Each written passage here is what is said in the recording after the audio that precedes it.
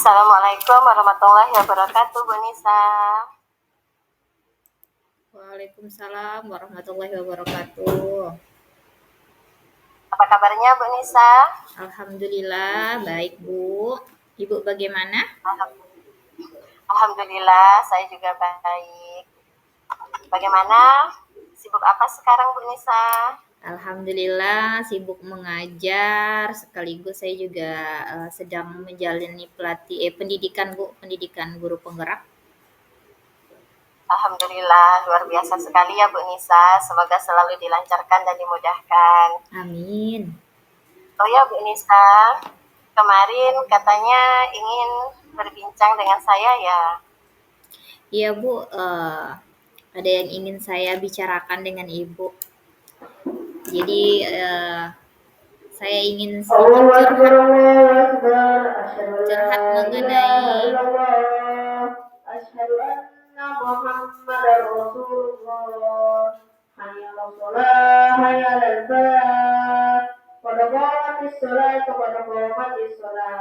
Allahu Akbar, la ilaha illallah. Oke, jadi Bu, ada beberapa hal yang ingin saya sampaikan, yang ingin saya ceritakan. Jadi sebenarnya ada banyak sekali di dalam benak saya permasalahan mengenai anak-anak Bu, tapi di sini ada yang lebih urgent, jadi dan ini sudah berlangsung lumayan lama. Eh, Begini Bu, jadi saya itu punya siswa. Jadi ini siswanya itu kelas 12. Ada 2 orang siswa dan 2 anak ini itu duduk satu bangku Bu. Jadi pada saat proses pembelajaran 2 anak ini sering sekali tidur. Bahkan sampai akhirnya berdampak juga pada nilai-nilainya. Nah, jadi rutinitas tidur ini itu bukan hanya pada saat siang hari. Kalau jam siang itu kan wajar ya Bu ya kalau anak-anak tertidur karena sudah siang, apalagi kalau SMA itu pulangnya jam 3. Jadi kalau misalnya siang anak-anak mengantuk itu saya rasa wajar. Tapi untuk kedua anak ini, pagi hari pun mereka sudah lesu dan sudah tidur. Kadang perginya awal perginya biasanya itu masih sepi sekolah. Dan di waktu itu sebelum mulai pembelajaran anaknya sudah menyempatkan waktu untuk tidur sampai nanti pada saat guru masuk dia akan bangun. Nah, seperti itu, Bu. Nah, jadi ini saya rasa sangat mengganggu proses pembelajaran. Jadi mengganggu konsentrasi teman-temannya yang lain. Karena ketika saya masuk ke kelas mereka, kadang itu saya celoteh dulu. Saya ceramah dulu menasehati 2 anak ini, Bu. Dan kebetulan 2 anak ini itu saya pernah menjadi wali kelasnya di kelas 11. Nah, ketika di kelas 11 pernah saya melakukan diskusi sampai kedua orang tuanya juga saya hadirkan di sekolah supaya saya tahu kenapa sih anak ini seperti itu. Jadi sepertinya tidak ada motivasi sekali untuk belajar. Kemudian dari percakapan itu saya mendapati bahwa salah satu di antaranya itu memang sering begadang. Jadi karena sering begadang akhirnya anak tersebut insomnia. Nah, karena insomnia itu akhirnya tidak ada lagi yang ingin dikerjakan. Akhirnya bermain game. Nah, sepertinya dia juga kecanduan game, Bu. Dan itu berlangsung ketika pandemi. Nah, pandemi itu kan kurang lebih hampir 2 tahun ya, Bu. Jadi akibat pandemi jadi anak itu karena pembelajarannya secara daring, kalau pembelajaran secara daring tidak masalah mereka mau tidur siang. Nah, ternyata terbawa sampai ke pembelajaran tatap muka sampai sekarang. Seperti itu. Nah, selain itu pada saat percakapan di kelas 11 ketika saya menanyakan kepada orang tuanya, anak ini juga sudah sudah diserahkan oleh orang tuanya kepada pihak sekolah. Karena orang tua juga sudah menyerah karena anak ini memang tidak bisa lagi diberitahu, tidak bisa lagi dinasehati oleh orang tuanya, sehingga orang tuanya juga mengamanahkan kepada saya ketika saya menjadi wali kelasnya untuk mengawasi anak ini. Dan harapan saya sebenarnya di kelas 12 ada perubahan dari keduanya. Seperti itu. Ternyata ketika di kelas 12 malah tidak ada perubahan. Hanya untuk satu orang saja sih, kalau dua orang dari dua orang ini, satu orang itu memang benar-benar tidak ada perubahan, yang satunya lagi masih ada perubahan.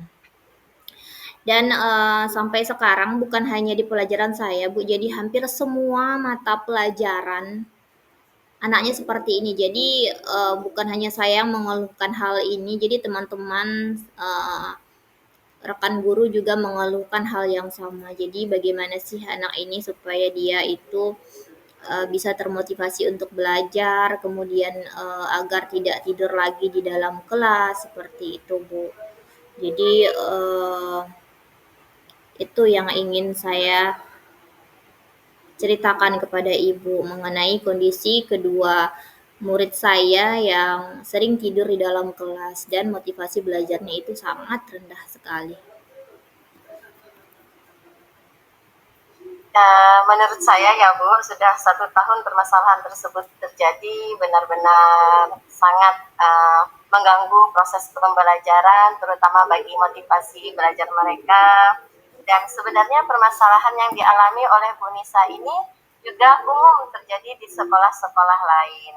Jadi tadi Bu Nisa sudah menyampaikan bahwa faktornya karena terbawa dari pandemi, karena pandemi selama 2 tahun mereka tidak belajar di sekolah, artinya mereka daring. Selain itu juga mereka terbawa karena bermain game. Jadi coba kita gali kembali ya Bu, selain dua permasalahan tersebut, ada enggak penyebab lain yang menyebabkan dua anak didik Bu Nisa itu sering tidur di jam pelajaran? Karena bukan hanya di pelajaran Bu Nisa saja ya, hampir semua pelajaran dua anak Bu Nisa itu tidur di jam pelajaran, sehingga itu juga menurunkan motivasi belajar bagi mereka. Kita gali kembali Bu, ada penyebab lain enggak Bu selain dua faktor tadi? Iya, Bu. Selain dua faktor tadi, kalau berdasarkan apa yang pernah saya tanyakan kepada anak, kemudian setelah saya kaji sampai anak ini ke kelas 12, kenapa sih kok masih seperti itu, masih tidak ada perubahan dari sikapnya, malah yang satu orang ini menjadi lebih lebih menentang apa yang saya nasihatkan kepada mereka. Nah, bisa saja kalau menurut saya penyebabnya itu yang pertama mungkin dari faktor internal, bisa saja kebutuhan anak tersebut tidak terpenuhi. Kebutuhan anak tersebut tidak terpenuhi, mungkin kurang kasih sayang dari orang tua, karena pernah orang tuanya sampaikan kan Bu, kata saya tadi, jadi orang tuanya sudah angkat tangan dan menyerahkan semuanya kepada sekolah. Dan anak ini itu sudah sempat saya pertahankan sampai naik ke kelas 12. Artinya saya sangat berharap kepada anak ini ketika kelas 12 itu adanya perubahan sikapnya sampai ke perubahan dari nilainya. Kemudian mungkin saja faktor eksternalnya bisa karena pergaulan, Bu. Jadi seperti yang kita tahu, pergaulan anak sekarang luar biasa sekali. Nah, saya rasa salah satu yang menjadi penyebab anak ini sering tidur, kemudian motivasi belajarnya itu rendah, itu karena pergaulan. Mungkin teman-temannya itu banyak yang tidak sekolah karena dari apa yang saya tanyakan kepada teman-temannya yang berada di dekat rumahnya atau satu desa dengan anak tersebut, memang pertemanan dari anak itu memang kebanyakan teman-temannya itu tidak sekolah. Nah, bisa saja itu menjadi salah satu faktor yang menyebabkan anak tersebut menjadi tidak termotivasi untuk sekolah. Selain itu, karena tadi temannya tidak sekolah, otomatis pola tidurnya juga pasti berantakan, Bu. Pasti akan anak tersebut pasti akan begadang. Pasti akan begadang dan tidur larut malam. Nah, sehingga itu tadi karena mungkin anak ini masih kurang dalam pengendalian emosi, kemudian masih mudah terpengaruh, jadi akhirnya seperti itu. Jadi dia tidak bisa mengontrol pola tidurnya, tidak bisa mengendalikan dirinya sehingga berdampak kepada tadi kualitas tidurnya, kemudian motivasi belajarnya. Karena anak ini datang ke sekolah itu saya rasa sepertinya hanya ingin menumpang tidur, Bu. Karena ketika dia masuk, tugas-tugas yang diberikan oleh guru-guru juga tidak dikerjakan. Bahkan sampai beberapa guru itu sering menagih tugas kepada anak tersebut. Seperti itu. Saya mengkhawatirkan kalau anak ini nanti pergaulannya itu sudah di luar batas, artinya pergaulan bebas, Bu. Karena seperti yang kita tahu, banyak sekali penyalahgunaan narkoba, kemudian minum-minuman keras. Nah, saya takutnya itu anak tersebut sampai ke arah itu. Nah, selain itu, ini juga menjadi introspeksi bagi saya, Bu ya. Mungkin saja motivasi yang rendah, kemudian seringnya anak ini tidur di dalam kelas, itu bisa saja penyebabnya karena pembelajaran yang saya terapkan itu masih kurang bervariasi atau media yang saya gunakan itu masih kurang menarik seperti itu. Karena saya akui untuk media pembelajaran itu untuk di kelas 12 masih sangat sedikit sekali media yang saya gunakan karena jujur Bu, saya mengajar itu 3 jenjang, kelas 10, 11, 12, jadi lumayan perlu memutar otak untuk dapat menerapkan media pembelajaran yang bervariasi, kemudian mode pembelajaran yang bervariasi. Dan saya akui juga di kelas 12 ini mode pembelajaran yang saya terapkan masih monoton. Nah, mungkin nanti akan ada mode pembelajaran yang lebih menarik lagi sehingga menyebabkan anak ini itu tadi bisa termotivasi seperti itu. Jadi saya rasa itu yang menjadi penyebab perilaku anak yang sering tidur dan motivasinya rendah itu, Bu. Iya Bu ya, jadi dapat ditarik kesimpulan bahwa faktor atau akar dari permasalahan dari anak tersebut yang tidur di jam pelajaran, bahkan di awal ya, bukan jam siang, itu karena beberapa faktor baik internal dan eksternal. Internalnya karena anak tersebut sudah kebiasaan game, kemudian karena tadi ada faktor eksternalnya dari lingkungan, dia bergaul dengan teman yang tidak sekolah, akhirnya karena teman yang tidak sekolah, jadi dia ikut dengan pergaulan di luar sehingga tidak cepat untuk tidur, sehingga pola tidurnya itu tidak teratur seperti anak yang umumnya sekolah.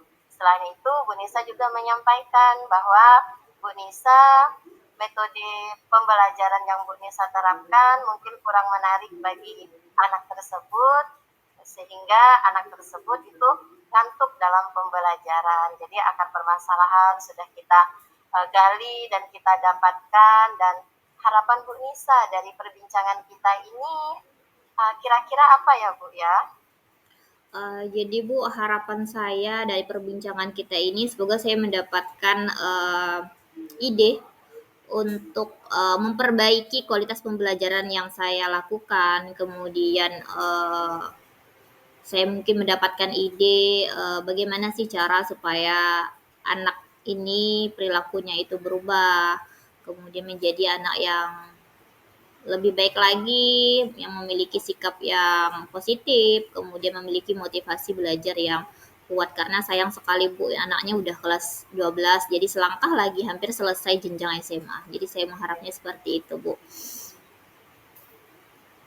Ya Bu ya, semoga dengan perbincangan kita hari ini, harapan-harapan Bu Nisa terkait permasalahan yang dihadapi oleh Bu Nisa di dalam kelas dalam menangani dua siswa Bu Nisa tersebut, itu dapat menemukan solusi terbaik sehingga murid Bu Nisa tersebut keluar dari perilaku buruknya yang sering tidur di kelas sehingga tidak fokus dalam pembelajaran, bahkan tidak mengerjakan tugas sehingga itu juga mengganggu proses pembelajaran. Sehingga semoga harapan ini dapat menemukan solusi terbaik sehingga anak tersebut dapat menjalankan proses pembelajaran dengan sebaik-baiknya. Bu Iya, Nisa, amin. kira-kira apa yang ingin Bu Nisa, solusi apa yang ingin Bu Nisa hadirkan dari permasalahan yang dihadapi oleh anak didik Bu Nisa ini? Baik Bu, dari apa yang sudah saya jabarkan, kemudian dari perbincangan atau percakapan yang pernah saya lakukan kepada sang anak dan juga kepada orang tua orang tua anak tersebut atau orang tua wali. Eh, jadi di sini saya memikirkan solusi yang dapat saya lakukan berarti bagaimana sih cara supaya anak ini menjadi termotivasi untuk belajar. Artinya tidak ada lagi cerita tidur-tiduran di dalam kelas dan tidak ada lagi keluhan-keluhan dari guru-guru. Nah, yang dapat saya lakukan agar motivasi belajar anak ini menjadi meningkat atau ya adanya perubahan lah Bu ya seperti itu. Yang pertama saya lakukan itu saya akan memanggil kembali anak ini. Saya akan bertanya terlebih dahulu permasalahan apa lagi sih yang menyebabkan tidak adanya perubahan perilaku dari anak ini. Kemudian setelah saya nanti mungkin mendapati akar penyebab masalah anak tersebut bertingkah seperti itu, akan saya berikan restitusi agar paling tidak dia bisa uh, memikirkan solusinya sendiri, bagaimana supaya dia termotivasi sendiri dari dalam dirinya untuk belajar. Kemudian mungkin solusi lain yang dapat saya hadirkan dengan karena jujur saya belum pernah melakukan tes diagnostik Bu, jadi tes diagnostik non kognitif. Jadi tadi selain akar penyebab masalahnya mungkin dari siswa itu sendiri, bisa saja dari lingkungannya atau dari pembelajaran yang saya laksanakan. Jadi agar kebutuhan murid dapat terpenuhi, saya mengetahui kebutuhan dari murid saya seperti apa. Alangkah baiknya nanti ke depannya saya akan melakukan tes terlebih dahulu sebelum saya melaksanakan pembelajaran, sehingga saya tahu gaya belajar anak tuh seperti apa sih, kebutuhannya seperti apa, kemudian model pembelajarannya seperti apa sih yang mereka inginkan atau metode seperti apa yang mereka inginkan. Jadi itu.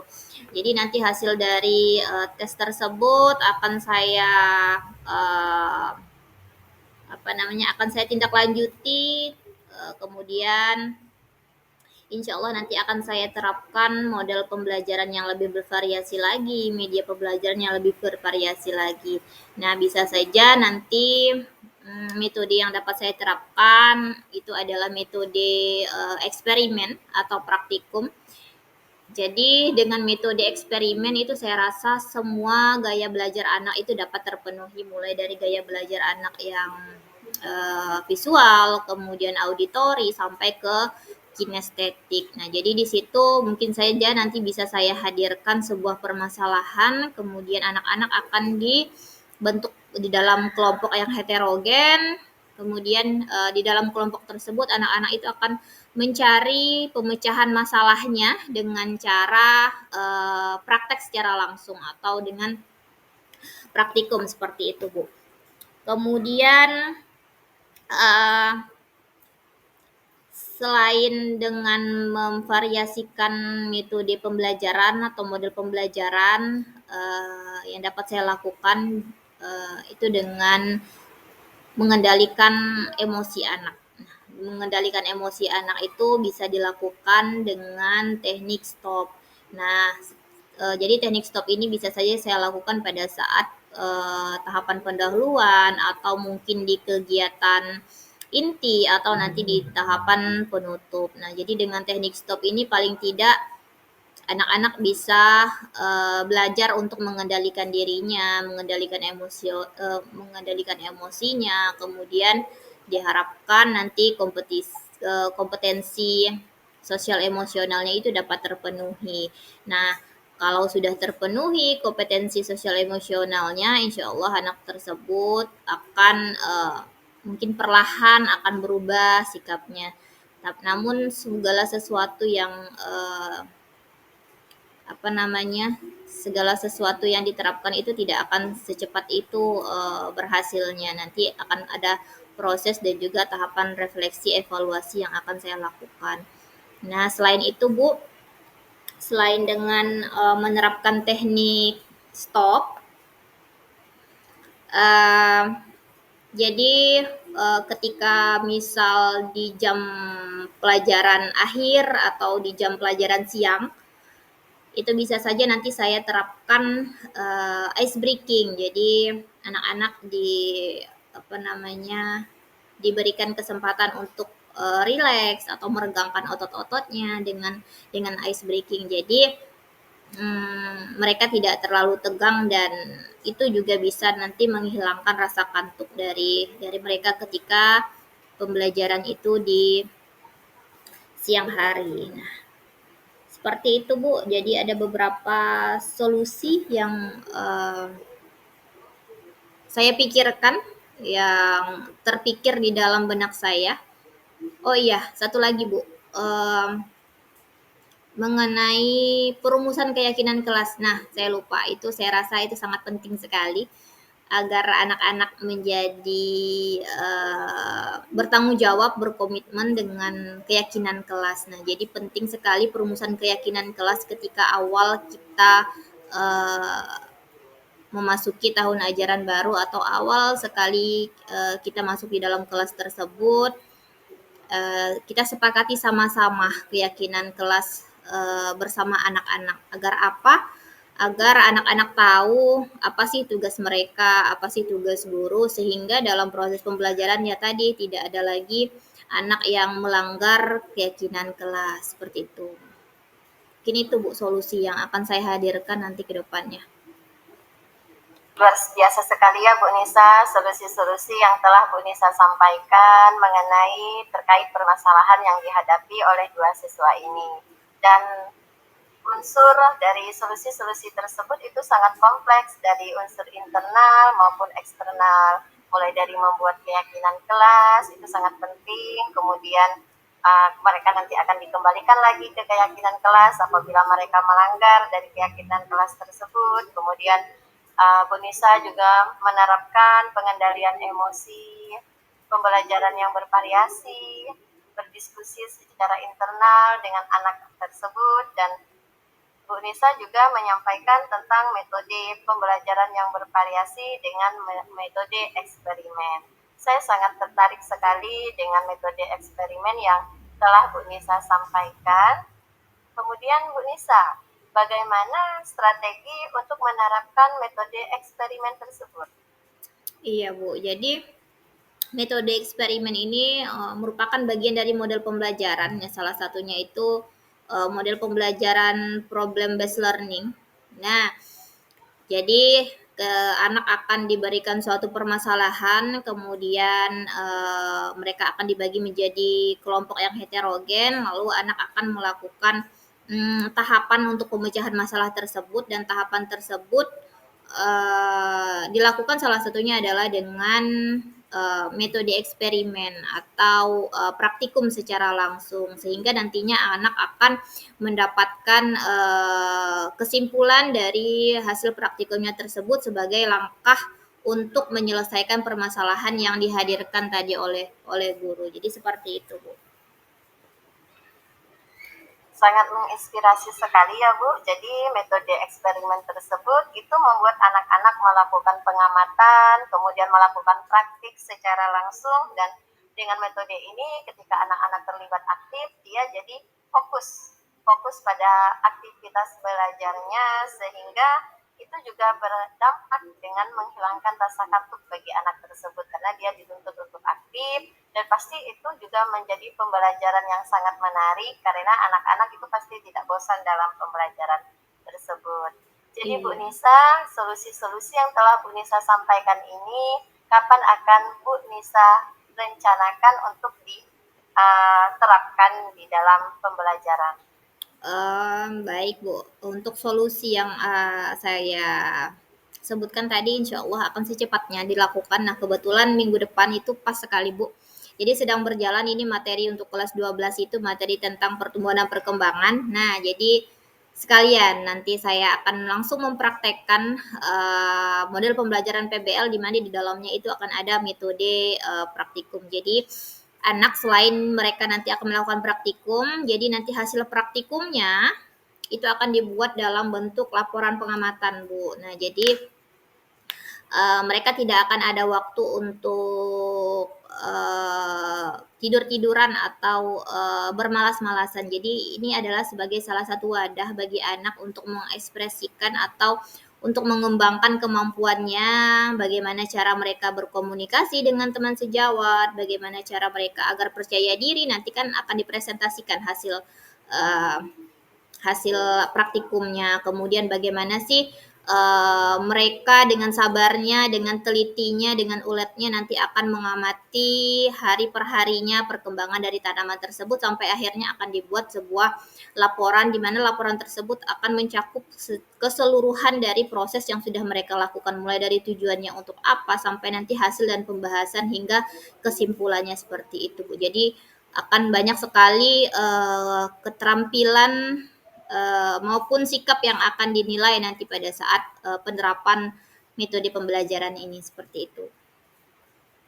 Oke, jadi berarti minggu depan Bu Nisa sudah menerapkan metode tersebut yang bersamaan sekali dengan pembelajaran yang cocok untuk model eksperimen tersebut.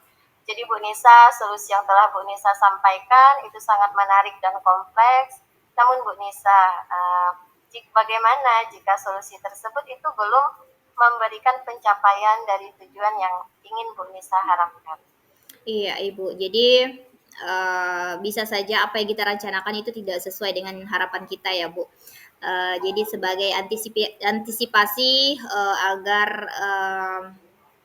apa namanya agar hambatan-hambatan tersebut tidak terlalu banyak mengganggu pencapaian tujuan. Jadi di sini nanti akan saya hadirkan pembelajaran yang berdiferensiasi. Artinya nanti kalau misalnya metode yang diterapkan itu tidak sesuai dengan harapan saya, bisa saja nanti saya apa namanya gunakan alternatif lain misalnya dengan penggunaan media yang bervariasi seperti itu. Nah, selain itu uh, saya akan melakukan refleksi, kemudian evaluasi dari pembelajaran yang saya laksanakan, apakah sudah sesuai dengan kebutuhan anak, kemudian apakah tujuannya itu sepenuhnya sudah tercapai. Nah, jadi dengan refleksi dan juga evaluasi itu akan membantu saya untuk memperbaiki pembelajaran saya ke depannya, Bu. Jadi seperti itu. Oke, jadi dari solusi yang telah Bu Nisa sampaikan, Bu Nisa juga memiliki alternatif pilihan lain jika solusi yang tadi itu belum mencapai apa yang Bu Nisa harapkan. Bu Nisa kemudian menggunakan metode pembelajaran yang berdiferensiasi, kemudian Bu Nisa juga menggunakan alternatif media pembelajaran yang bervariasi dan juga melakukan refleksi serta evaluasi dalam proses pembelajaran. Menarik sekali ya Bu Nisa, semoga solusi-solusi tersebut itu berhasil sehingga permasalahan anak Bu Nisa itu dapat terselesaikan dan membuahkan hasil terbaik. Kira-kira Bu Nisa bagaimana komitmennya agar dapat berjalan dengan baik, agar tujuan dari perbincangan kita ini dapat berjalan dengan baik, apa yang akan menjadi komitmen Bu Nisa? Jadi komitmen saya yang pertama itu harus dari dalam diri saya dulu Bu ya. Nah jadi Ya, saya harus senantiasa berusaha untuk memperbaiki diri saya, melakukan pengembangan diri agar apa? Agar ilmu yang saya dapatkan itu bisa saya terapkan di pembelajaran sehingga nantinya ketika saya menemukan anak-anak yang memiliki sikap atau perilaku yang tidak sesuai dengan keinginan kita itu uh, bisa diminimalisir, artinya tidak berdampak kepada teman-temannya yang lain. Nah, selain itu, komitmen ini juga menjadi penting ketika kita imbaskan kepada teman-teman, kemudian melakukan kolaborasi dengan teman-teman sejawat. Jadi itu penting sekali. Nah, ketika saya ingin melakukan perubahan misalnya dalam proses pembelajaran, bisa saja nanti saya akan berkomunikasi dengan teman-teman, mungkin saja ada solusi lain mengenai pembelajaran yang akan dilaksanakan seperti itu, Bu. Jadi harus ada juga kerjasama dengan rekan-rekan di sekolah atau rekan-rekan sejawat, rekan-rekan guru. oke. Jadi untuk mencapai komitmen dari permasalahan yang sudah kita bahas, kemudian dari solusi-solusinya, Bu Nisa itu sudah melakukan komitmen dari dalam diri Bu Nisa sendiri, kemudian Bu Nisa ingin berkolaborasi dengan rekan sejawat, mengkomunikasikan apa yang kurang atau apa yang harus dilakukan untuk menghadapi siswa-siswa tersebut. Luar Iya. biasa sekali ya Bu Nisa. Jadi udah di titik ini, apakah percakapan kita ini sudah mendapatkan titik seperti yang Bu Nisa harapkan? Alhamdulillah sekali Bu, saya mendapatkan pencerahan sekali karena berbincang dengan Ibu, berbagi dengan Ibu. Jadi paling tidak beban yang ada di pikiran saya ini lumayan plong Bu, karena sudah mendapatkan apa namanya eh, solusi dan juga pengalaman baru yang Ibu dari Bu Reski sendiri. Oke, kira-kira ada lagi nggak Bu Nisa yang ingin disampaikan? Saya rasa tidak ada lagi Bu, karena saya sudah rasanya sudah tercerahkan dengan percakapan kita pada sore hari ini. Terima kasih banyak Bu Reski. Ya, sama-sama. Berarti percakapan kita cukup sampai di sini ya Bu Nisa. Iya Bu. Semoga apa yang kita perbincangkan ini membuahkan hasil yang baik dan Bu Nisa tetap sabar dan semangat dalam mendidik anak-anak dan kita sama-sama berjuang dalam pendidikan agar dapat menciptakan pembelajaran yang terbaik untuk anak-anak kita. Amin, amin, amin, amin. Baik. Oke, sampai di sini Bu Nisa. Assalamualaikum warahmatullahi wabarakatuh. Waalaikumsalam warahmatullahi wabarakatuh. Oke, dah, Dah, ya. Lanjut. lanjut.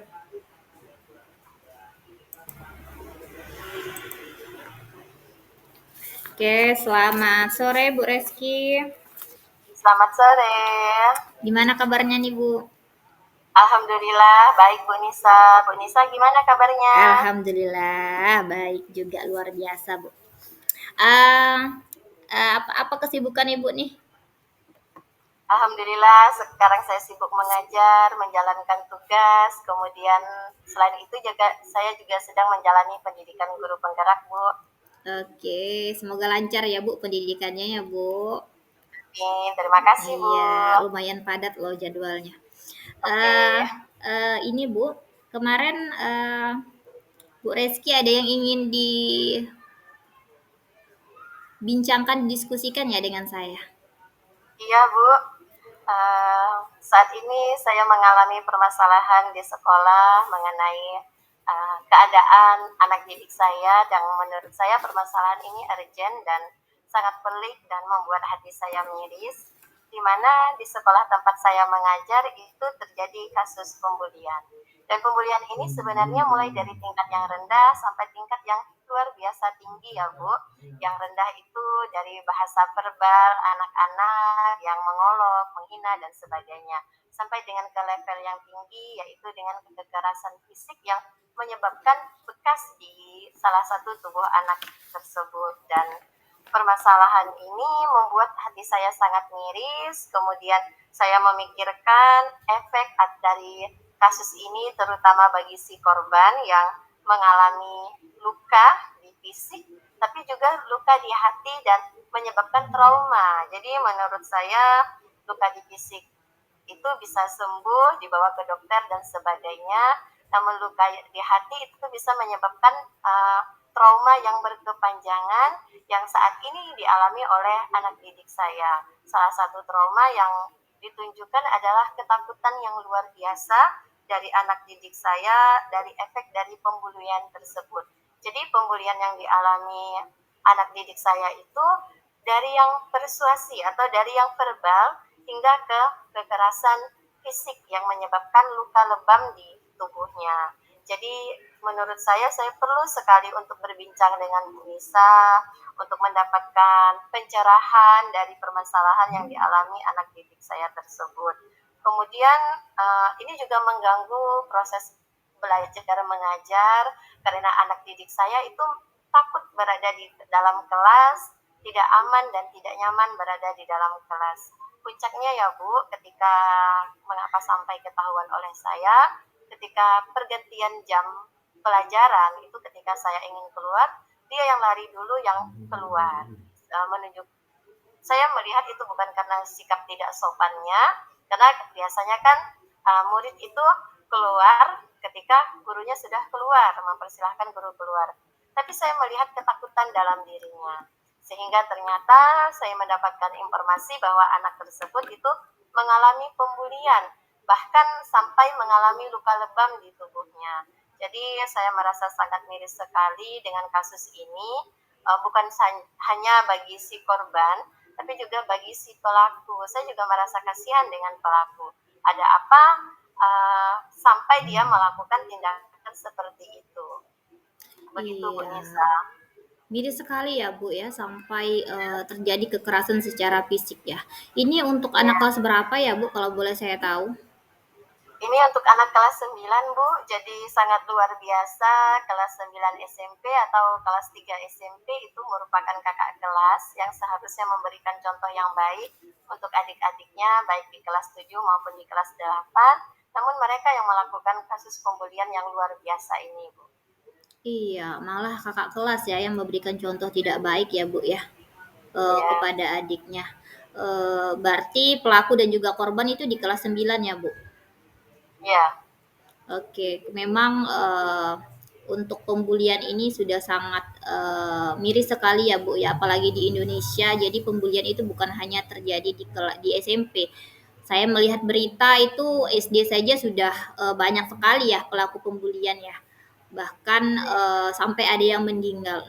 Nah, kita jangan sampai anak-anak didik kita sampai terjadi seperti itu. Nah, menurut Bu Reski kira-kira ya Bu ya, sampai terjadinya pembulian ini tuh apa sih Bu penyebabnya Bu? Menurut saya ya, yang menjadi akar permasalahannya saya lihat dari sisi pelaku itu mungkin pelaku itu uh, tidak terpenuhi kebutuhannya. Mungkin dia merasa tidak dipedulikan atau mungkin kebutuhannya akan penguasaan atau ingin dihargai oleh orang lain itu tidak ia dapatkan sehingga ia melakukan pembulian tersebut dan ketika dia melakukan pembulian dia merasa dia hebat dan berkuasa. Itu dari sisi pelaku, namun dari sisi korban itu mengapa pembulian itu terjadi karena latar belakang profil si korban itu adalah siswa yang berkebutuhan khusus yang memiliki keterbelakangan dalam emosional dan dalam sisi mental sehingga dia menjadi anak yang rentan untuk dibully dan diolok-olok. Itu dari pandangan saya yang menjadi akar penyebab dari permasalahan ini, Bu. Oh, seperti itu. Berarti si korban ini ada keterbatasan fisik ya, Bu ya? Apa? Keterbatasan mental, Bu. Kalau fisik Oh dia ya, bagus, keterbatasan mental. sempurna, tapi kalau mental dia agak kurang. Oh, seperti itu. Berarti ibaratnya slow learner ya, Bu ya? Kalau di bahasa Ya, pendidikan ya. Eh, Kira-kira Bu, harapan Ibu dari percakapan kita ini apa sih, Bu? Ya, permasalahan ini menurut saya urgent ya Bu. Saya berharap setelah anak-anak dipanggil oleh guru BK dan kemudian diberi upaya untuk damai antara pelaku dan korban, anak-anak itu berubah Bu. Namun ternyata anak-anak tersebut tidak berubah, malah mereka dengan bangganya bercerita kepada teman-teman yang lain bahwa dia sudah melakukan pembulian. Dia bercerita saat dia dipanggil, seharusnya dia dimediasi, tapi dia bercerita dengan mimik wajah yang bangga, bukan menunjukkan sebuah penyesalan atau ketakutan. Jadi dengan keadaan ini saya sangat khawatir sekali ya Bu, anak-anak yang lain itu juga melakukan atau mencontoh perilaku buruk tersebut. Sehingga dari percakapan ini saya berharap sekali saya mendapatkan sebuah pencerahan terkait permasalahan yang saya hadapi dan saya mendapatkan sebuah ide solusi dari permasalahan ini agar dalam lingkungan sekolah tempat saya mengajar di dalam kelas itu terjadi kenyamanan, kebahagiaan yang juga dapat mendukung kegiatan belajar dengan baik. Iya, Bu. Berarti, dari pihak sekolah itu sudah melakukan, ibaratnya penanggulangan ya, Bu, ya. Salah satunya tadi anak itu dipanggil oleh guru BK, kemudian ditanyakan apa penyebabnya. Oh, ternyata anak tersebut merasa sepertinya bangga ya dengan sikapnya seperti itu, dengan perilakunya. Kemudian kalau menurut Bu Reski ya, selain tadi dengan penanggulangan dari pihak sekolah dengan memanggil melakukan mediasi kepada kedua anak tersebut, kira-kira Bu Reski memiliki tidak solusi yang bisa Bu Reski terapkan untuk kasus pembulian ini, Bu? Ya, dari kasus tersebut jadi saya memikirkan, kemudian saya merenungi, ternyata ada banyak faktor yang menyebabkan anak tersebut melakukan hal tersebut yang tadi sudah saya sebutkan, baik dari faktor pelaku maupun dari faktor si korban itu sendiri. Sehingga saya memikirkan sebuah solusi dan saya gali-gali solusi tersebut. Akhirnya saya menemukan saya akan melakukan percakapan secara internal dengan murid tersebut. Kemudian saya akan menggali kebutuhan dasar apa yang belum terpenuhi dalam diri murid tersebut.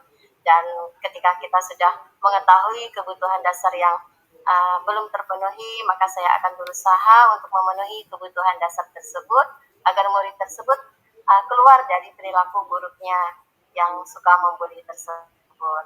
Kemudian sebelumnya di awal semester saya sudah merumuskan bersama murid-murid saya tentang keyakinan kelas, di mana mereka yang terlibat dalam pembuatan keyakinan kelas tersebut.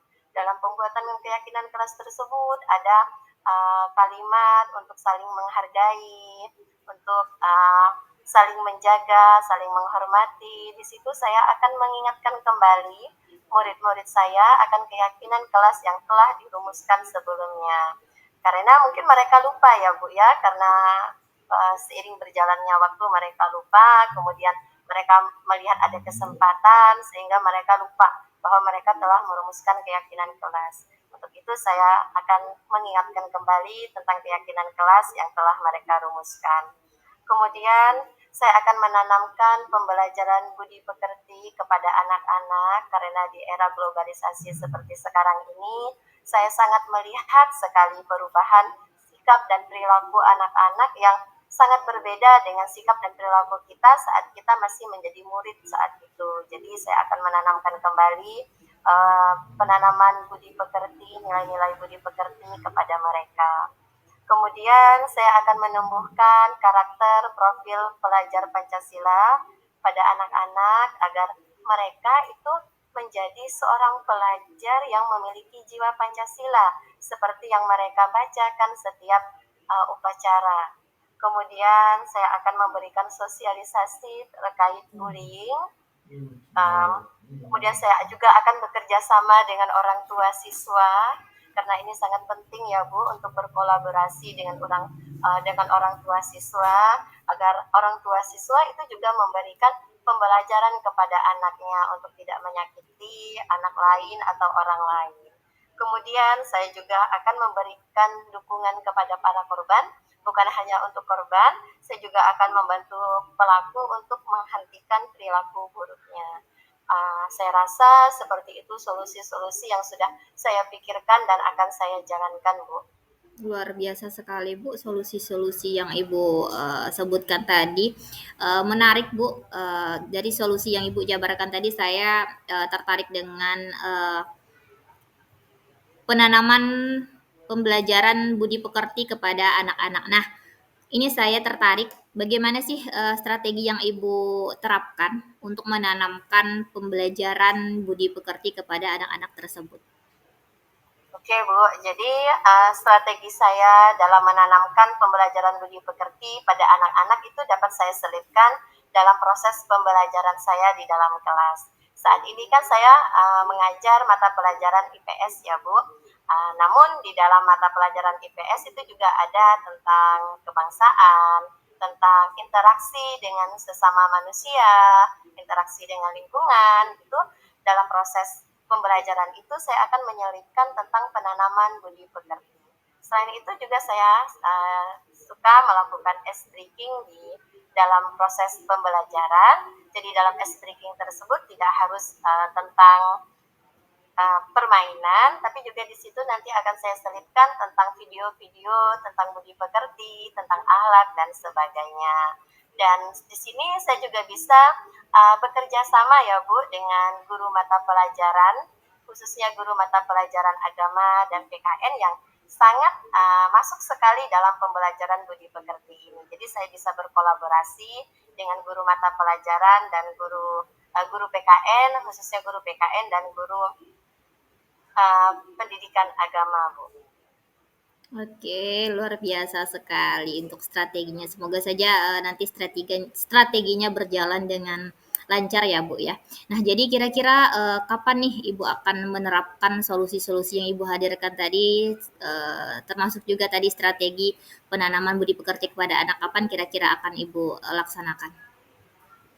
Insya Allah besok ya Bu, insya Allah besok saya akan sudah mulai menerapkan solusi-solusi yang telah saya sampaikan tadi, dan khusus untuk sosialisasi bullying itu juga nanti akan saya mulai dengan menerapkannya dalam amanat upacara. Jadi dalam sosialisasi bullying ini saya akan menyampaikan dalam amanat upacara tentang stop bullying atau sebagainya.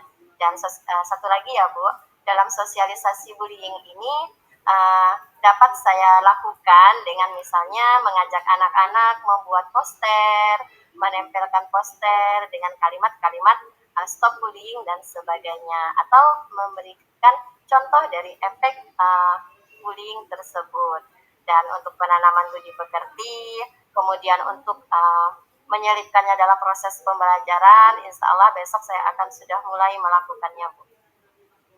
Baik, berarti besok ya Bu ya, besok sudah dilakukan aksi nyatanya.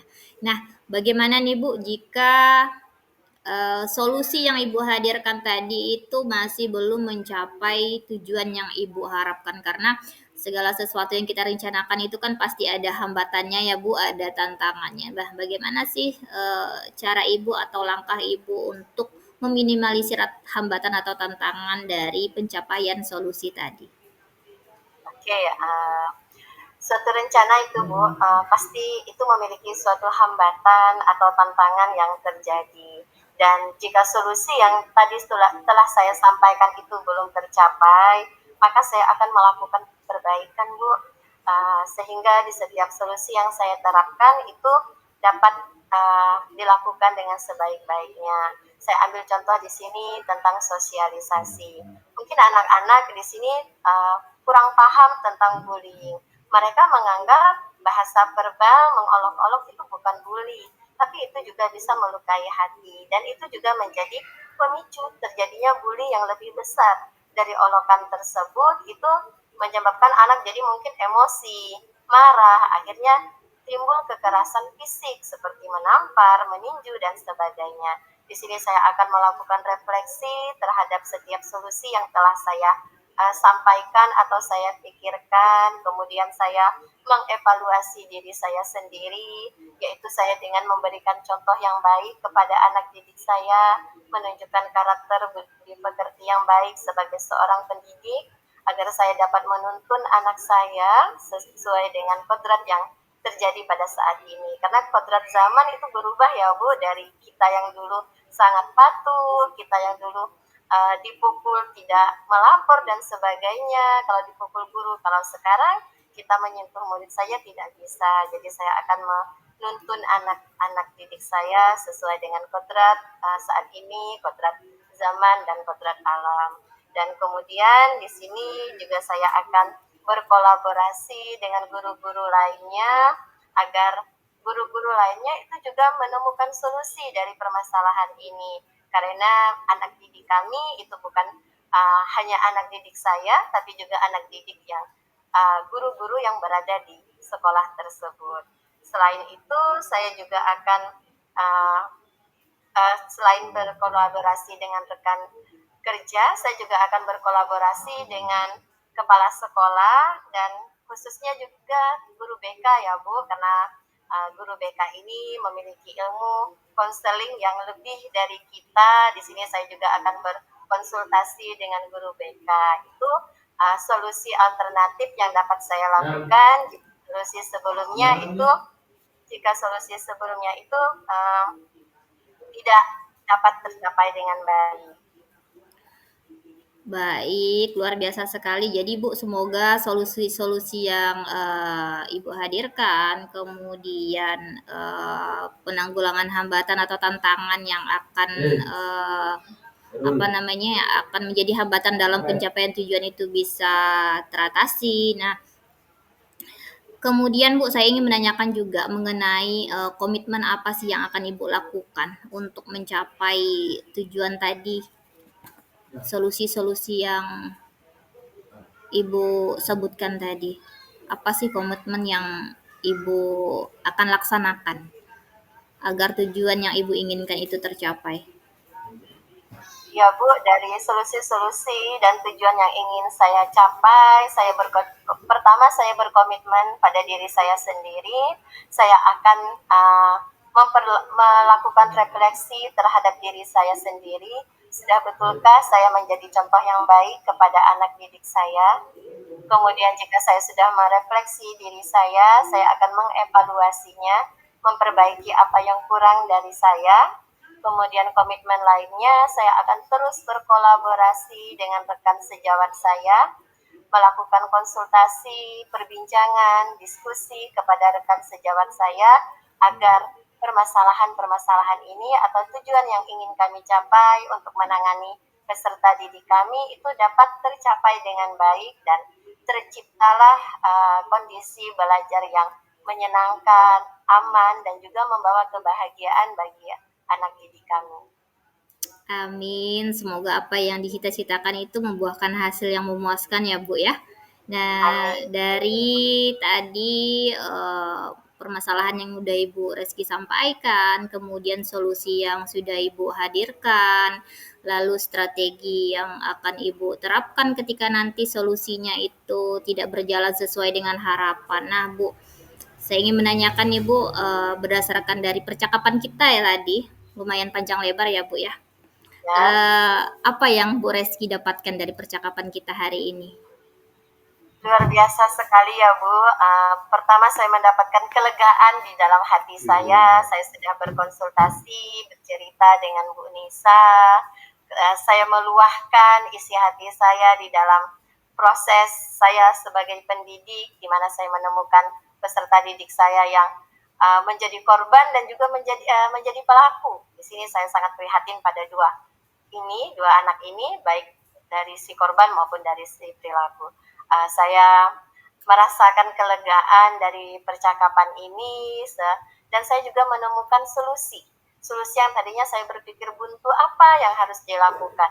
Akhirnya dengan percakapan kita ini saya menemukan solusi yang sangat banyak yang insya Allah akan saya terapkan dengan secepatnya dan semoga menghasilkan hasil yang terbaik untuk saya dan anak didik saya.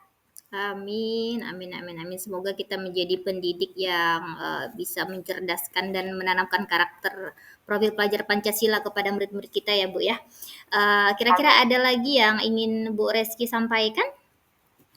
Sepertinya sudah tidak ada lagi Bu, saya sudah menemukan solusi, menemukan apa yang saya harapkan dalam percakapan kita hari ini.